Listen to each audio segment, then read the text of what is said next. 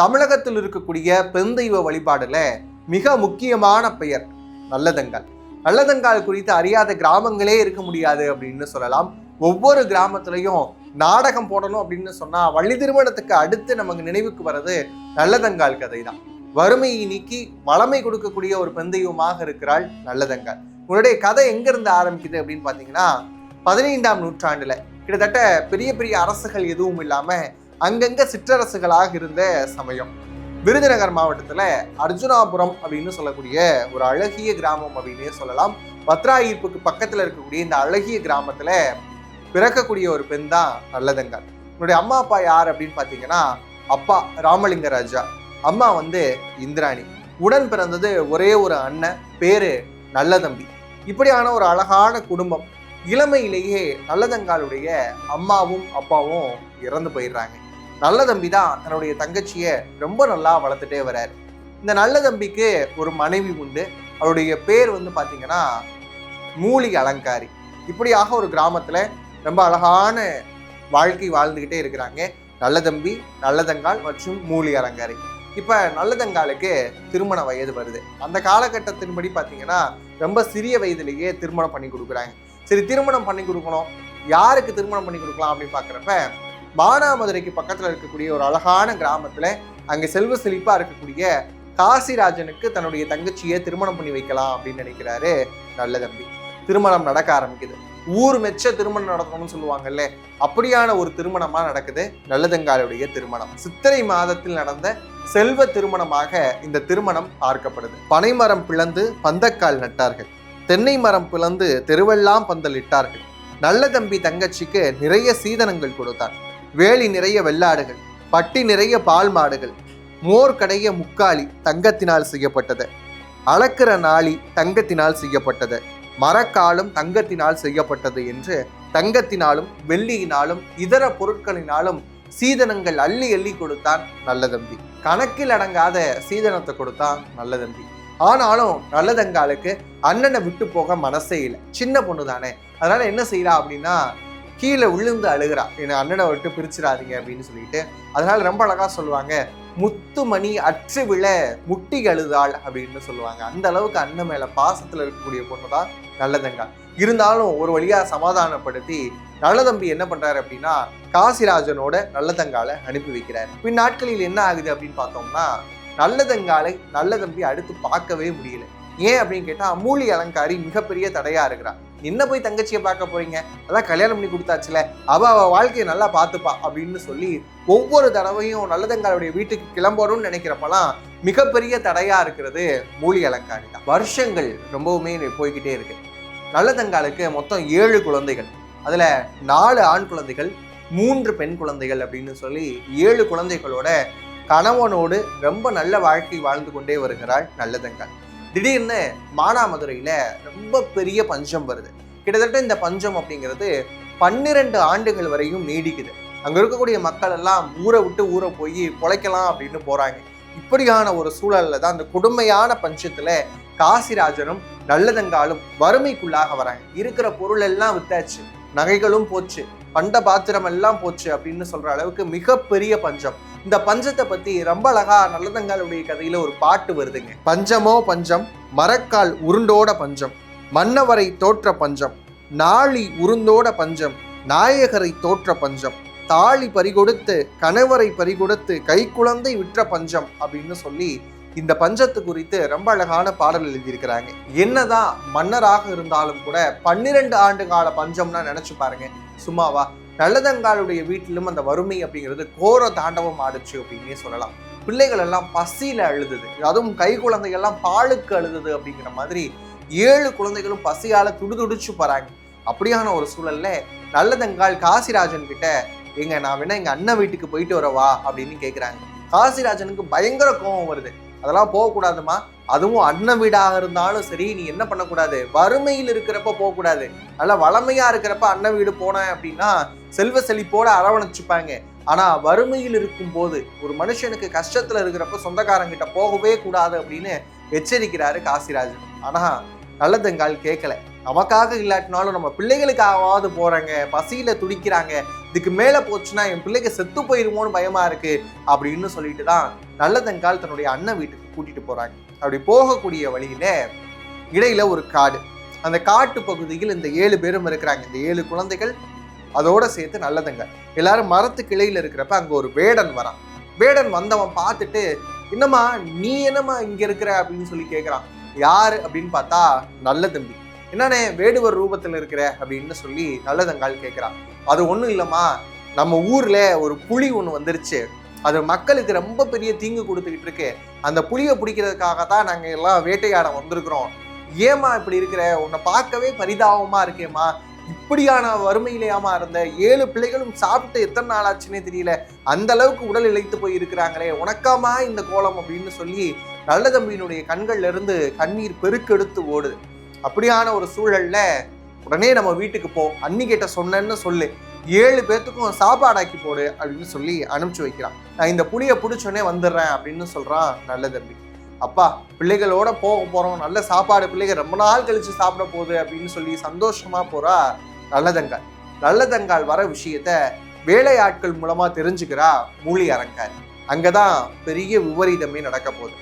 மாடியில் இருந்து பாக்குறா, ரொம்ப தூரத்துல நல்லதங்கால் 7 குழந்தைகளோட வரதை பார்த்துட்டு எல்லா வேலைக்காரங்களும் என்ன சொல்லிடுறா, வீட்டை விட்டு வெளியே போயிருங்க, கொஞ்ச நாளைக்கு இந்த பக்கம் வராதிங்க அப்படின்னு சொல்லி எல்லாரையும் அனுப்பிச்சு வச்சிடறா. அனுப்பிச்சுட்டு வீட்டில் இருக்கக்கூடிய எல்லா உணவுப் பொருளையும் எடுத்து ஒளிச்சு வைக்கிறான். பழங்கள் எல்லாத்தையும் ஒளிச்சு வைக்கிறான். ஒளிச்சு வச்சுட்டு பார்த்தோம்னா ஒரு மூளையில போய் கிழிந்த பாயில போய் படுத்துட்டு கிழிந்த கம்பளியை மேலாப்புல எடுத்து போத்திக்கிறான். கதவையும் அடைச்சிட்டான். இந்த நேரத்துல நல்லதங்கால் உள்ள வரா. அன்னி கதவை திறங்க அப்படின்னு சொல்லி கேட்கிறப்ப ஒண்ணுமே கேட்காத மாதிரி ஒரு ஓரத்துல மூலி அலங்காரி படுத்திருக்கிறான். இந்த நேரத்துலதான் பிள்ளைகள் எல்லாம் பசியில துடிச்சு போயிருக்குங்க. அந்த நேரத்தில் நல்லதங்கால் சொல்றா, நான் உத்தமி அப்படிங்கிறது உண்மைனா இந்த கதவு தானா திறக்கட்டும் அப்படின்னு சொன்னனே, கதவு திறக்குது. பிள்ளைகள் உள்ள போறாங்க. அரண்மனைக்குள்ள அங்க இங்க எங்கேயாவது உணவு கிடைக்குமா அப்படின்னு தேடி பாக்குறாங்க. ஆனா அங்க எங்கேயுமே உணவு கிடைக்கல. அங்கங்க பாத்தீங்க அப்படின்னா சில காய் கனிகள் மட்டும் கிடைக்குது. அதுவும் எப்படின்னா அழுகி போன கனிகள் கிடைக்குது. அதையும் கூட பசியினால பிள்ளைகள் சாப்பிட ஆரம்பிக்குது. அந்த நேரத்துல நல்லதங்கால் போய் கேட்கிறா, அண்ணி என் பிள்ளைகளாம் ரொம்ப பசியா இருக்கு, ஏதாவது சாப்பிட்றதுக்கு இருக்கா அப்படின்னு கேட்குறப்ப என்கிட்ட என்ன இருக்கு, எதுவுமே இல்லை எங்க வீட்டுல அப்படின்னு சொல்லி முழு பூசணிக்காக சோத்துல மறைக்கிறா மூலி அலங்காரி. என்னடா இது அப்படின்னு சொல்லிட்டு ஏதாவது இருந்தா கொடுங்க அப்படின்னு கேட்குறப்ப ரொம்ப கெட்டு போயிருக்கும் இல்லையா கேப்பை, ரொம்ப அதை உணவுக்கே பயன்படுத்த முடியாத அளவுக்கு இருக்கும்ல, அந்த கேப்பையை எடுத்து ஒரு திரிக்க அப்படின்னு சொல்றது, கேப்பையை போட்டு அதை திரிச்சு எடுக்கக்கூடிய ஒரு கருவிக்கு பேர் தான் திரிக்கை. அதுவும் உடைந்த திரிக்கையை கையில கொடுக்குறான். கொடுத்து இதை வச்சு ஏதாவது செஞ்சுக்கோமா அப்படின்னு சொல்லிட்டு பழுத்து போன கேப்பையும் உடைந்து போன கல் திரிக்கையும் கொடுத்துட்டு ஓட்ட பானை ஒன்று கொடுக்குறான் சமைக்கிறதுக்கு. ஓட்ட பானையை கொடுத்து இதுல ஏதாவது செஞ்சுக்கோன்னு சொல்லிட்டு, காய்ந்த விறகு கொடுத்தா தானே சமையலுக்கு பயன்படும், பச்சை மட்டையை எடுத்து கொடுத்து இதுல எப்படியாவது சமைச்சோம் பிள்ளைகளுக்கு பசி ஆத்திக்கோன்னு சொல்றா மூலி அலங்காரி. வெளியில் பார்க்குறா நல்லதங்கால். சரி இதுதான் கிடைச்சிருக்கு அப்படிங்கிறப்ப இருக்கிற கேப்பையை கொஞ்சமா சுத்தப்படுத்திட்டு அதை கல் திரிக்கையில, உடைந்த கல் திரிக்கையில திரிச்சுட்டு கொஞ்சமா அதுல இருந்து மாவு கிடைக்குது. கிடைச்சதை ஓட்ட பானையை வச்சு கஞ்சி காய்ச்சிரா. இதெல்லாம் ஒரு தெய்வத்தினுடைய துணையால தான் நடக்குது அப்படின்னு சொல்லி அந்த கதைகள்ல பதிவு செய்யறாங்க. ஏன்னா அவ வேண்டிக்கிறா, நான் இது வரைக்கும் மனசால யாருக்கும் எந்த ஒரு தீங்கும் நினைச்சது இல்லைங்கிறது உண்மைனா என் பிள்ளைங்க இப்ப பசி ஆறணும் அப்படின்னு சொல்லி வேண்டப்ப பச்சை மட்டையா இருக்கிறதும் தீ பிடிச்சு எரிய ஆரம்பிக்குது. அதுல கூழு காய்ச்சி, அதுவும் கேப்பக்கூழ் காய்ச்சி பிள்ளைகளுக்கு கொடுக்க போற நேரத்துல மூலி அலங்காரி வரா. அந்த பானையை தன்னுடைய காலால உதைச்சு விட்டு, உங்களுக்கு இந்த கூழு கேக்குதா அப்படின்னு சொல்லி ரொம்ப தவறாக சில வார்த்தைகளை சொல்லிடுறா மூலி அலங்காரி. இந்த கூழ் சுட சுட கீழே விழுந்து கிடக்கும் இல்லையா மண்ணுல, அதை கூட பிள்ளைங்க போய் எடுத்து சாப்பிடுது. ஏன்னா அவ்வளோ பசியில இருக்கக்கூடிய நேரத்துல இதுக்கு மேலேயும் நம்ம உயிர் வாழணுமான்னு நினைக்கிறா நல்லதங்கால்.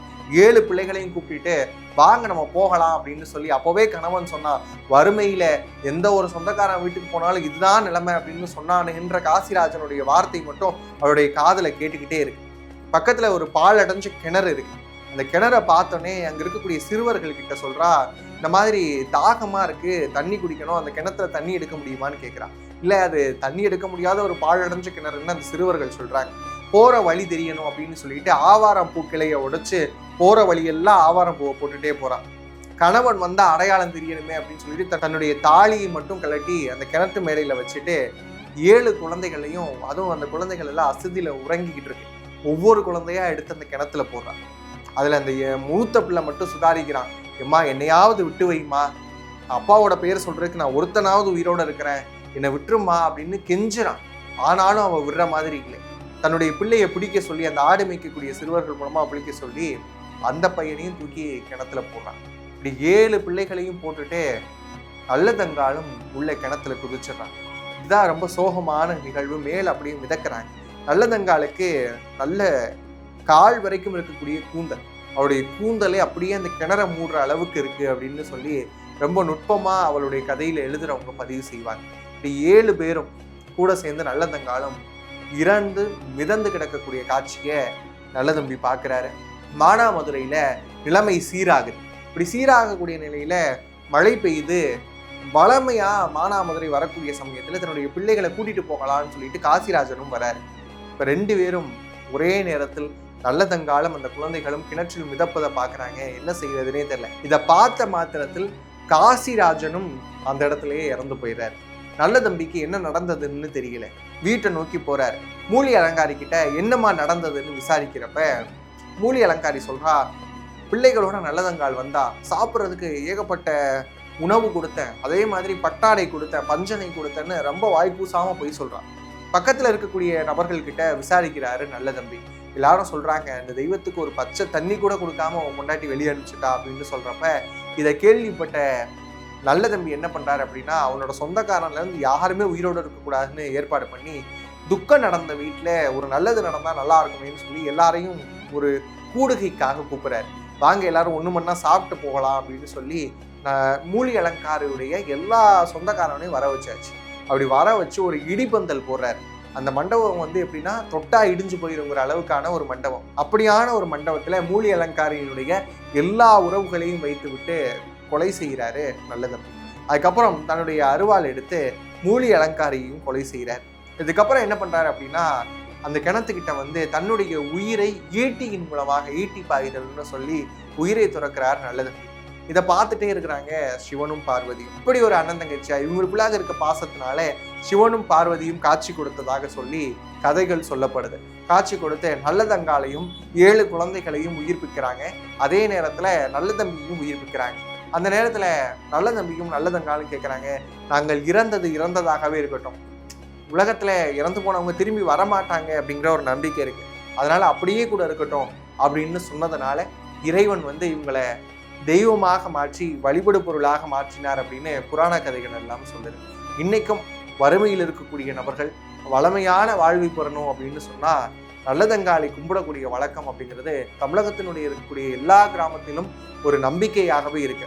எப்படி மழை பெய்யாத கிராமத்துல அர்ஜுன தபஸ் நாடகம் நடத்தினா மழை பெய்யும்னு நம்புறாங்களோ, அதே மாதிரி வளமையான வாழ்க்கை கிடைக்க நல்லதங்காலை வழிபட்டால் போதும் அப்படிங்கிற நம்பிக்கை இன்னைக்கு தமிழகத்தில் இருக்கக்கூடிய எல்லா கிராமத்திலும் நிறைந்திருக்கு அப்படின்னு சொன்னா இந்த சோகத்தின் பின்னால் இருக்கக்கூடிய பெருந்தெய்வமான நல்லதங்காலுடைய கதை எல்லாருக்குள்ளேயும் ஆழமா பதிஞ்சிருக்கு அப்படின்னே சொல்லலாம். இப்படியான மற்றொரு தகவலோடு அடுத்த காணொளியில உங்களை சந்திக்கும் வரை உங்களிடமிருந்து விடைபெறுவதை நான் உங்கள் பாலுவானந்த். நன்றி, வணக்கம்.